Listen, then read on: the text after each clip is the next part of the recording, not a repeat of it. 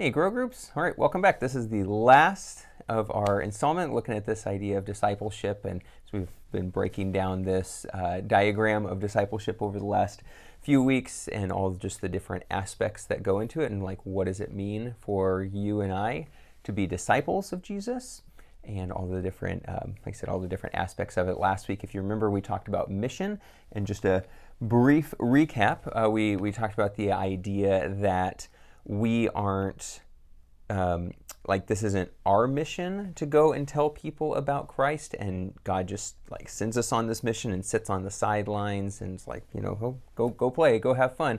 And on the flip side, we don't get saved to be the ones sitting on the sidelines saying, all right, God, you go save more people. But really what we see in the Bible is that there is this partnership, and this incredible partnership that God, in spite of all of our mistakes and failures and shortcomings and deficiencies and everything else, that God still wants to partner with us in this mission, and that not only does He save us, but that He calls us to be partners with Him in reaching out and saving others. And it's this pretty incredible thing. And it's as we'll talk it a little bit more today about it. But not only are we not only is our mission to save people and to tell people how they can come to know Christ. It's not just that they get saved, but that we then show them and help them become more like Jesus in the process. The whole goal isn't to just get people to pray a prayer and confess Christ and get their sins forgiven and then just sit back and do nothing.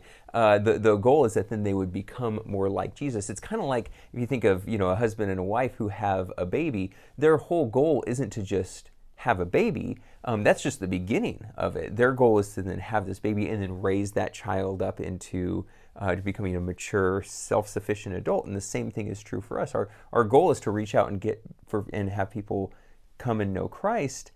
But then it's also to raise them up into where they are kind of mature, self-sufficient followers of Jesus as well. And so that was kind of the recap from last week, a little bit about what the message was last week. This week we're kind of breaking down this idea of mission into some practical steps. So just practically speaking, like what does it look like and how do we partner with God on this mission and what does that look like? And so there's just 5 random things I came up with. And there could be more by far, but here's 5 things that I think you and I can be doing regularly to be better missionaries in every area of our life. So the first one is that we need to, number one, we need to ask God to, ask the Lord to give you boldness. And that's something that we can do on a regular basis. Something interesting, if you look in the Bible, if you look in the New Testament, you will only find 2, maybe 3 times when people in the New Testament are specifically praying for the lost, like praying for lost people. It doesn't say that we're not supposed to do it, but what you actually see a lot of is you see a lot of prayer for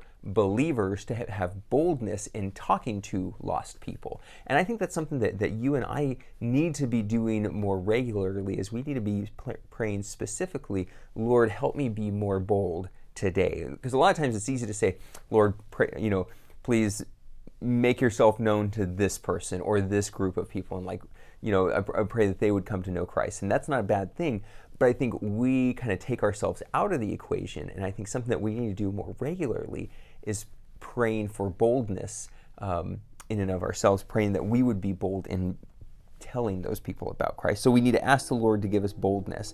The second one is that we need to just simply fall more in love with Jesus. I think that sometimes if you struggle with how do I tell someone about Christ, or struggle with telling people about Jesus and how do I do that? And it feels awkward, it feels uncomfortable, it feels unnatural. Well, if we have no real love for Jesus or relationship with Him, it is going to feel awkward or uncomfortable. What are things that you're passionate about talking about? What are some things that you're passionate about? I bet that it's kind of easy for you to talk about those things. Those things that you're passionate about, they probably tend to naturally just come up in conversations. And so the more you fall in love with Jesus, the more easy, the more natural he's just going to come up in our conversations. And so an easy way to do that, just a practical tip with that one, is I would just start reading through the New Testament, the Gospels specifically in the New Testament. Those are the four accounts, Matthew, Mark, Luke, and John. Those are the four accounts in the Bible of Jesus' life and ministry, his message, his death and resurrection. I think the more that you read through those, the more that you know who Jesus actually is, and the more you fall in love with him. So fall more in love with Jesus. Number 3, target a few specific people that you want to influence. There are literally billions and billions of people in this world that don't know Jesus Christ. And you or I cannot, as sad as it is to think about, you and I cannot reach all of those people. But there are maybe a dozen, maybe 5, 10, a dozen, maybe 20 people in your direct circle that have regular, daily, weekly contact with you that you have some influence over. And so think about those people. And it is heartbreaking to think of the billions of people that don't know Christ. But also think of the few people, the handful of people that you have direct influence on, and think of, how can I specifically target these people for Christ? And be praying, Lord, show me how you want me to be your ambassador, your spokesman, your hands and feet to these 5, 10, 15, 20 people. So target a few specific people that you want to influence. Number 4, an easy way to strike up conversations. It feels weird because sometimes we want to just walk up to, we don't want to just walk up to them and say hey, let me tell you all about Jesus. And do you know where you're going when you die? Your people, friends, people in your friend group that might be like, wait, what? You've never talked to me about this before. Why are you suddenly asking me these questions? But a real easy, natural way to begin having those conversations is just start by asking them questions. Just simply hey, I realize we maybe have never quite exactly asked this before, but do you have any kind of religious beliefs or spiritual beliefs? What do you believe about God? Just start asking them questions, because as the conversation is going, they will probably begin asking you questions about what you believe, and that gives you opportunities to just start slowly sharing Jesus with them. And so just ask these people questions. And then the last one, number 5, is remember that it's a marathon, not a sprint.